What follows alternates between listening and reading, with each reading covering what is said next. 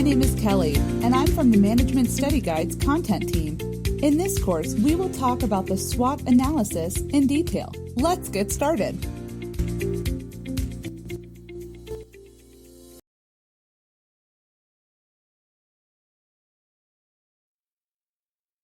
Let's now review the case of Globus Inc. Globus Inc. is a leading manufacturer of baby products.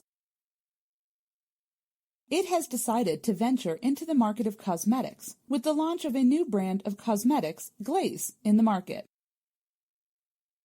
However, before Globus can actually make the final decision of venturing into a new market, it needs to find out the things that are working in its favor and the aspects that can lead to the failure of its new venture.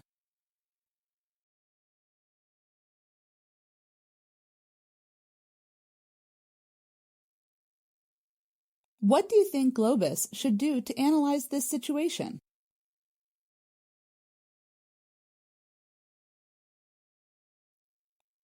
Globus can do a SWOT analysis of its position in the market. Carrying out a SWOT analysis will help Globus understand the company's strengths, weaknesses, opportunities, and threats. SWOT analysis would help Globus understand its strengths that would be helpful in the new venture, its weaknesses that need to be overcome to be successful in launching the new products, the opportunities that it has at hand to succeed in the new venture, and the threats that it perceives to the success in the new venture. Hence, you can see that an organizational SWOT analysis can be a very useful tool for any company's development to succeed in any venture. Let's go over the history of the SWOT analysis. SWOT analysis technique was founded by Albert Humphrey, who led a research project at Stanford University in the 60s and 70s. He used the data from Fortune 500 companies to identify why corporate planning failed. His research identified a number of key areas that were critical to corporate planning, and the tool used to explore each of the critical areas was called SWOT analysis. Albert Humphrey and the original research team used the following categories. What is good in the present is satisfactory. Good in the future is an opportunity. Bad in the present is a fault. And bad in the future is a threat.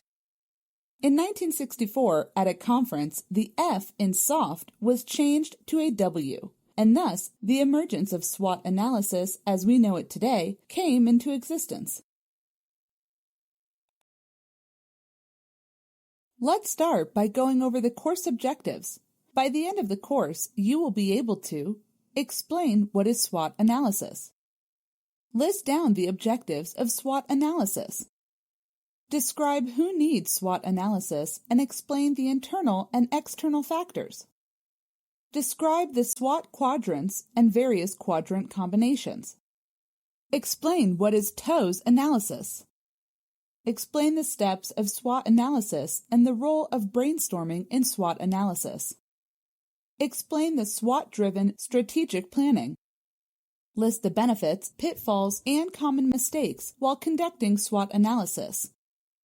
And lastly, list down the tips for effective SWOT analysis.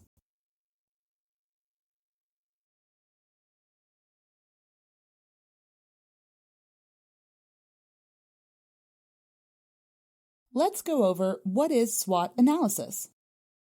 SWOT analysis is a technique founded by Albert Humphrey, who led a research project at Stanford University in the 1960s and 70s.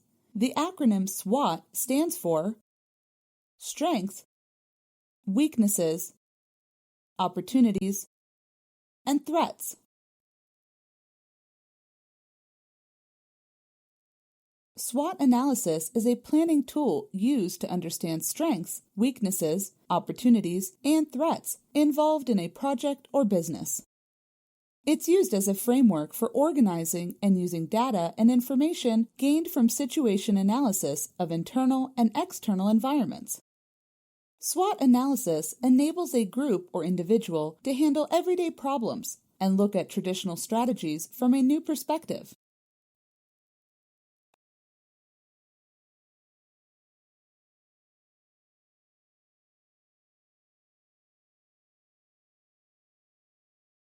let's go over the strengths. Strengths are the characteristics of the business or team that give it an advantage over others in the industry. Strengths are positive, tangible, and intangible attributes internal to an organization. They are the beneficial aspects of the organization or the capabilities of an organization, which includes human competencies, process capabilities, financial resources, products and services, customer goodwill, and brand loyalty. Some of the examples of organizational strengths are as follows: abundant financial resources, established brand name, economies of scale, lower production costs, superior management, excellent marketing skills, good supply chain distribution, great employee commitment.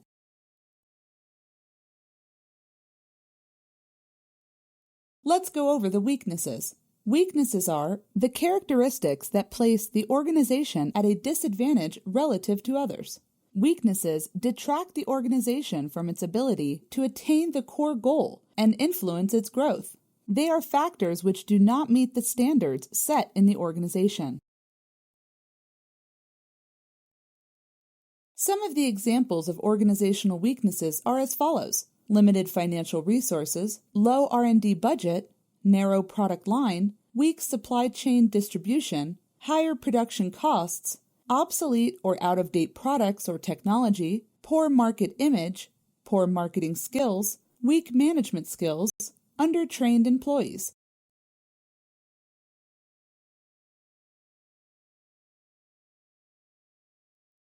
Now, let's talk about the opportunities. Opportunities are the chances to make greater profits in the environment. Opportunities can be external attractive factors that represent the reason for an organization to exist and develop. Opportunities are also condition of the environment that benefits the organization in planning and executing strategies that enable it to become more profitable. Organizations should be careful and recognize the opportunities and grasp them whenever they arise. Opportunities may arise from market, competition, industry or government, and technology.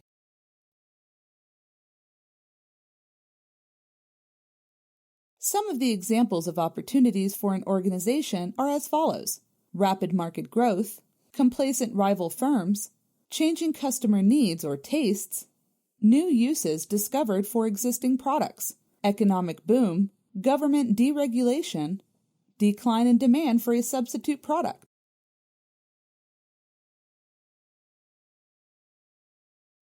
Now, let's go over the threats. The external elements in the environment that could cause trouble for the business. Threats are external factors beyond an organization's control, which could place the organization's mission or operation at risk. They are conditions in external environment that jeopardize the reliability and profitability of the organization's business. Threats compound the vulnerability when they relate to the weaknesses. Threats are uncontrollable. When a threat comes, the stability and survival can be at stake.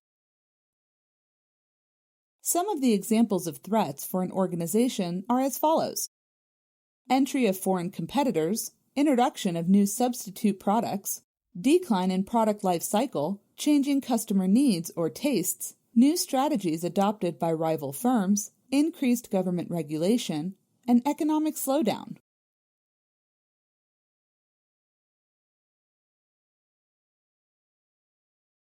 The main objective of SWOT is to analyze the following points. The first one is strengths, which is based on the analysis of strategies, restriction, and control and performance. The second one is weaknesses, which is also based on the analysis of strategies, restriction and control, and performance. The third one is opportunities, which is based on the analysis of the general environment, industry environment, and main competitors. The fourth one is threats, which is also based on the analysis of the general environment, industry environment, and main competitors.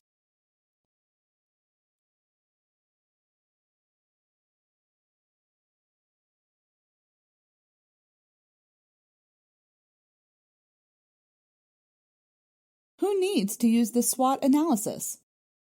SWOT analysis is useful for various aspects. from the perspective of the following: the job holder, business unit or BU, and company. Let's look at the use of SWOT analysis for each one in detail.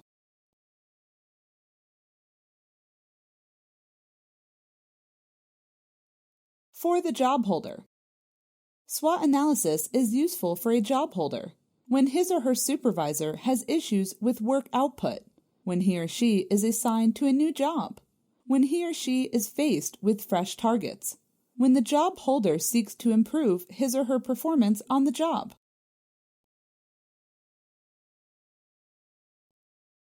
Business unit or BU. SWOT analysis is useful for a business unit when the team has not met its targets, when the customer service needs to be improved, when launching a new business unit to pursue a new business, when a new team leader is appointed for the BU. And lastly, company. SWOT analysis is useful for a company when revenue, cost, and expense and targets are not being achieved, when the market share is declining, when the industry conditions are unfavorable, and when launching a new business venture.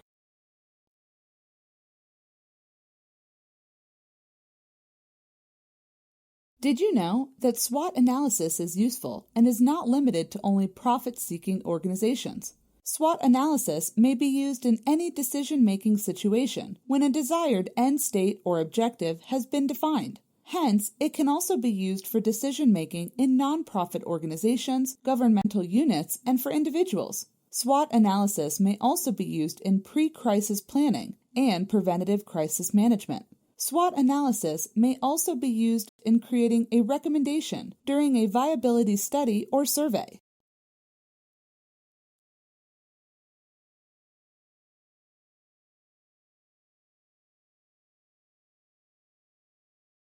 The internal and external factors. The aim of any SWOT analysis is to identify the key internal and external factors that are important to achieving the objective. These come from within the company's unique value chain. SWOT analysis groups key pieces of information into two main categories. Internal factors include the strengths and weaknesses internal to the organization. The external factors are the opportunities and threats presented by the external environment to the organization. Let's look at each one of these in detail.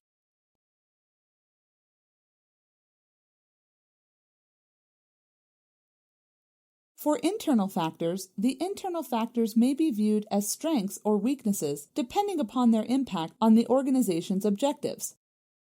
What may represent strengths with respect to one objective may be weaknesses for another objective. It is essential to note that the internal factors are within the control of the organization. These include operations, finance, marketing, and other areas. These factors may also include all of the 4 Ps, as well as personnel, finance, manufacturing capabilities, and so on.